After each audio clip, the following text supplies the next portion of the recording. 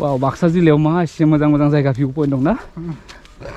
लागा ओइनो ओरैबो ओरै गोलैलांबाथाय हाद्दिखौबो नागिरना मोननाय नङा आरो ओरैबायदि डेन्जार। हाय फ्रेन्ड्स, खुलुमबाय नोंथांमोनखौ महिलारि वाइड एंगल इउट्यूब चेनेलाव फिन खेब बरायबाय।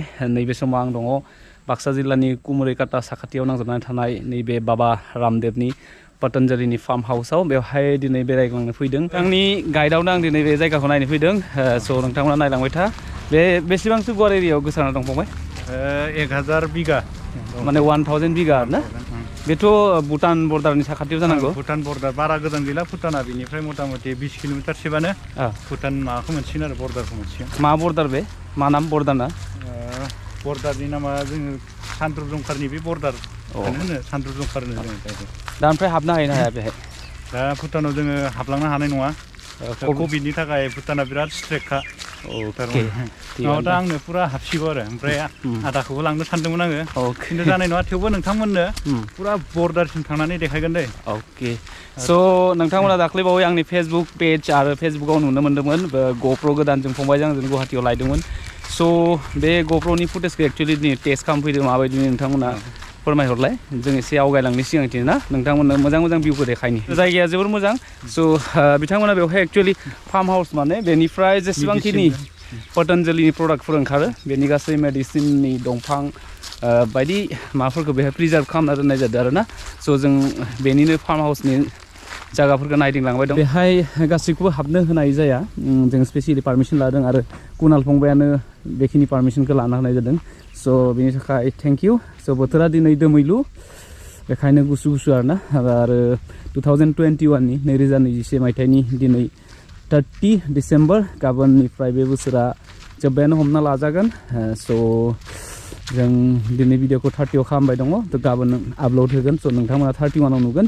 आं हाबफैदों बाबा रामदेवनि नैबे ड्रागन आबादनि नैबे मोनसे जायगायाव। स' नोंथांमोना नायलां, ड्रागना इमान मोजां क्लियार जादों। आयु, आंबोथ' ड्रागन गायदों, नाथाय आंनि बे ड्रागना एसेबां मोजां जायाखै। बे बुंदों बिथांमोना 5 मान्थल' सोलिगासिनो बे ड्रागननि बैसोआ।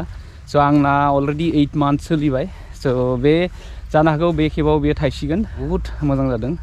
नोंथांमोना उननि केमेराजों नायलाय बेसेबां समायना जादों। बे एप्रिलसोआलागै थायसिगोनानो जानांगौ। दा जोङो फेक्टरिसिम थांनि ना फंबाय? फेक्टरिसिम। मा प्रडाक्सन जाबाय दं इयाव? प्रडाक्सन जेबो गैया, मेचिनखौ बहायना दोनदों। ओमफ्राय बानायगोनदां उनाव बियो। माइफोर गायना गैया बेहाय? माइ जायालै बेहाय, अन्थाइ गोजा सिङाव, अन्थाइ बाला।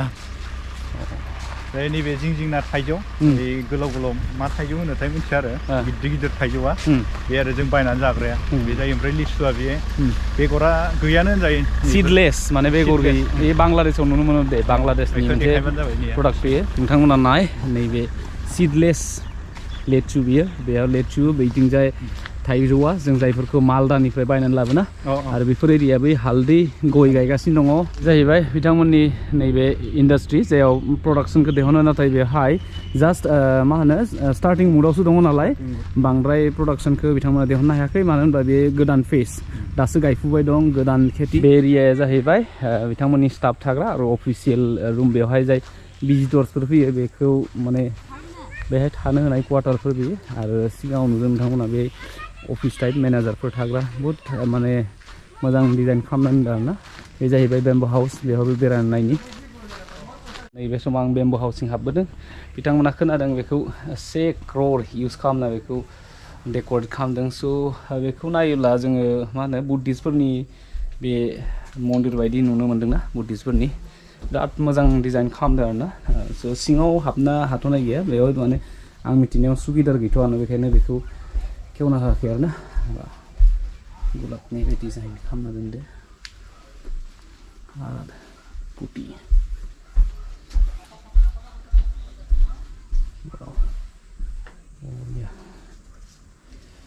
बेनिफ्राय माने जिरायनानै गासै भिउखौ नाहरजोबनो हागोन आरो ना बे पार्कनि। बेखौ दिन्थिबाय नोंथांमोननो। बेबो मोनसे बावना नङा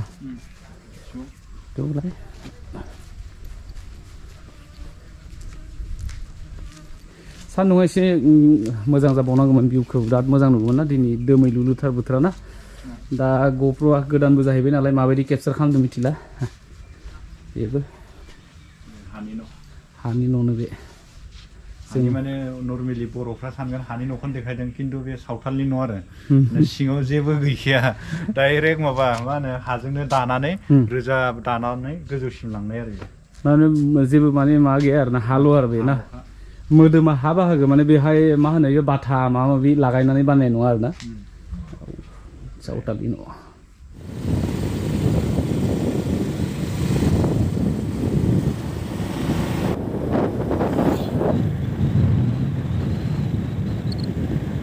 आं दङ दारांगा नैबे 0 पॉइंट बेनि उनथिंजाय नोंथांमोना भुटान गेटखौ नुहरनो हादों जाहैबाय दारांगा नोंथांमोना उनथिंजा नुहुरनो हादों बेहाय गोबां टुरिस्टफ्रा बेरायनो फैयो आरो सिगां कभिडनि सिगां बेवहाय पारमिसन दंमोन सिगाङाव भुटाननि बे टाउनखौ नायदिंहैनो नाथाय कभिडनि थाखाय नैबे समाव गासै टुरिस्टफोरनि थाखाय बन्द' खालामजोबना होनायखौ जों नुनो मोन्दों आरो दा बिथांमोना बिराद माने स्ट्रिक्ट बिथांमोननि रुल्सआ जोबोर स्ट्रिक्ट जोंनि इन्डियायावथ' बिथांमोना फैयो नाथाय गावसोरनि सिं हाबहोआखै स' जों दिनै नायनो फैदोंमोन नायबाय बेनो उनफ्राव जुदि इयुनाव कभिड सिटुवेसना जोबोब्ला जों सिंथिं थांना नोंथांमोना दिन्थिनो नाजागोन आरो बे जाबाय जोंनि इन्डिया स' बेखिनियानो भिउआ मोजाङानो थांनो नागिरदोंमोन सिङाव नाथाय हाबनो होआ नायनानै ला बै उनथिंजाय आंनि उनथिंजाय नोंथांमोना नुगासिनो दं बे भुटान दारांगा 0 पॉइंट आरो नैबेथिंजाय इमिग्रेसननि अफिसा दङमोन देखायनाय आं नैबे 0 पॉइंट नैबे 0 बेनिफ्राय जोंनि स्टार्ट ओरै इन्डिया स्टार्ट जासिगोन आरो बिथांमोना उनथिंजाय भुटान बेनिफ्राय थांनोसै फंबाय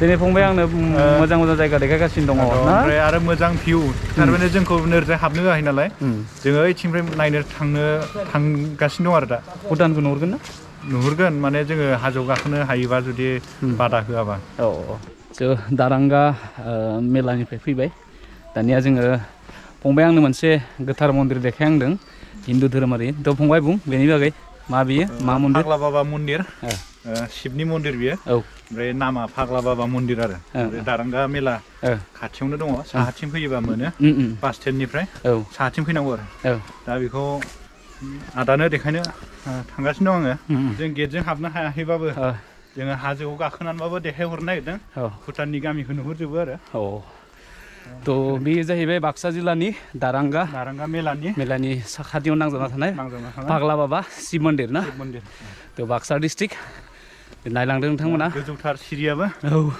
मेंहांबायानो नैबे जाहैबाय मन्दिर फाग्ला बाबा मन्दिर नैबे তো দেখি সিঁড়ি গাখোবাই তো আমি ওপৰলৈকে যাই চাব পাৰিম নে যাব পাৰিব তো ঠিক আছে ধন্যবাদ বাবা কৈ দিয়াৰ বাবে একদম বহুত বহুত ধন্যবাদ অ'কে ঠিক আছে যাই আহোं बाबा थ' होमबा लोगोफोर सोंखाबाय थांनो हागोन नो थ' जोङो सायाव थांनि ना दे फंबाया हायोना हाया नायनोसै मोजां मोजां दिनै भिउ देखायगासिनोलै फंबाया थेंक इउलै फंबाय आंनि चेनेलखौ साबस्क्राइब खालामना होदो लोगोफोर आं कुनाल होननाय इउटुब चेनेल स' आं डेसक्रिपसनाव होगोन ना दिनै माने 30 डिसेम्बर लास्ट दिनै सानैजों पुरा इन्जय खालामगासिनो आङो भिडिअ बानायाखै दै नै आदानि माबायावनो भिडिअआवनो नुजाहोलांबाय थादों आङो बिराद मोजां नांदों दिनै माने सानैजों ओरैबायदि जायगा बेरायबाय इयाव फैखांबायना नोङो आं फैखांबाय आं एसामिस चेनेलावसो बानायदोंमोन ब्लगखौ ओमफ्राय दा बर'आव बारा बानायनो गोसो गैया दिनै बानायखादिया आङो गोदान बोसोरनिबो गोजोन हेपि निउ इयार जासिहरबाय आंनि थिगानो दं बिथाङा आंनि मेंनाय माने हाजो गाखोबोबाय नालाय हान्थिफुं थिफुं जाबाय थादों आरो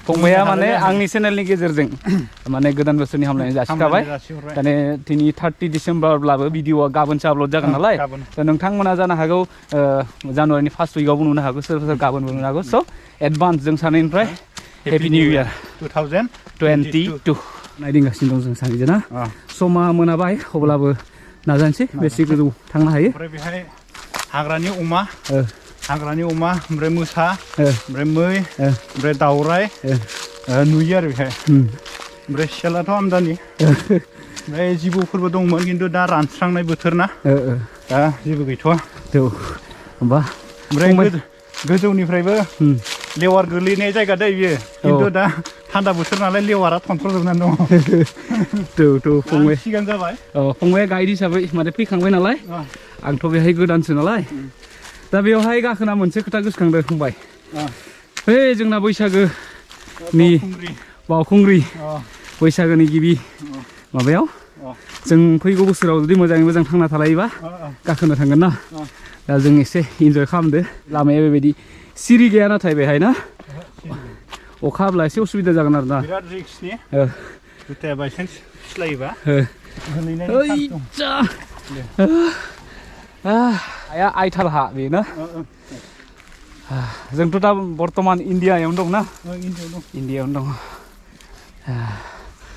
वाव व्हाट इज द व्यू बाब्रे बा बैनो साना बैनो हाबथारसिगोन बाब्रे बिराद मोजां जायगा देखायबायलै फंबाय बेफोर बुस्थुखौ नुनो मोनालै एक्सपिरियेन्स बेफोरखौसो नायनांगौ एक्चुवेलि मिथिंगाजों सोमोन्दो थानाय बावखुंग्रि हाजोआव बेबायदिनोलै गाखोनांगोन ना फैगौ बोसोराव नुदों नामा बिरादनो थेव दा मालिस खालामनाय बायदि जाबाय दं बाइक सालायबाय ना इमान 260 किल'मिटारसो सालायबाय आं दिनै चलो भाई चलो थाथ'आ रेस्ट गैया नो रेस्ट लोगोफोर नाय जों माबादि लामाजों थांगासिनो दङ गेद्दा गुद्दा बेनिखायनो ग'प्र'नि गोनांथि जायोलै लोगोफोर माने ग'प्र' माने एक्सन केमेरा आरो लाइफआव जि नोंथाङा एक्सन मावा मानो ग'प्र' केपचार खालामनो हायो वाव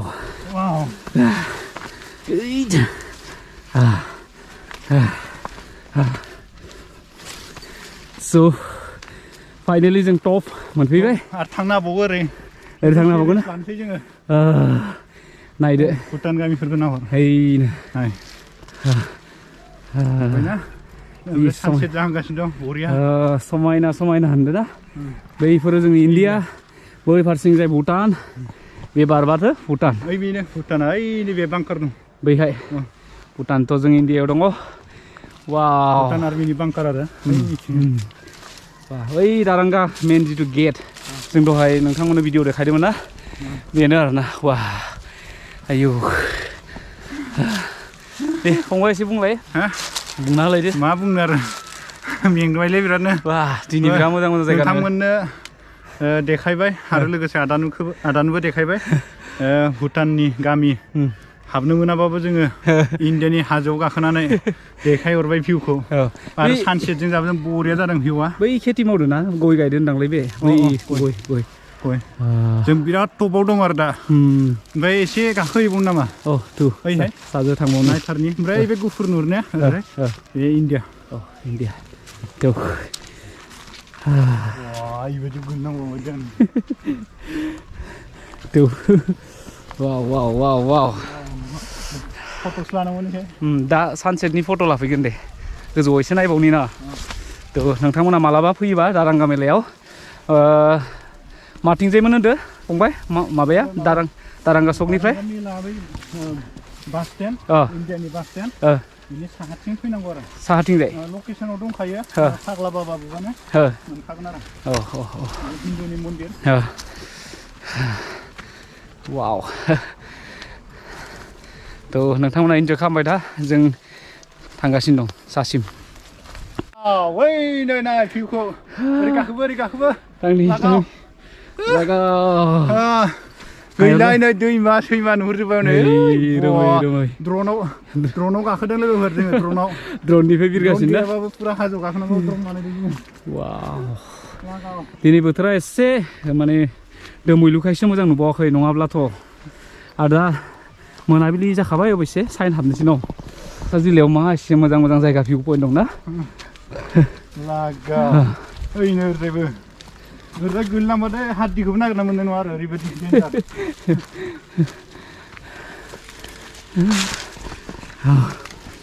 वाव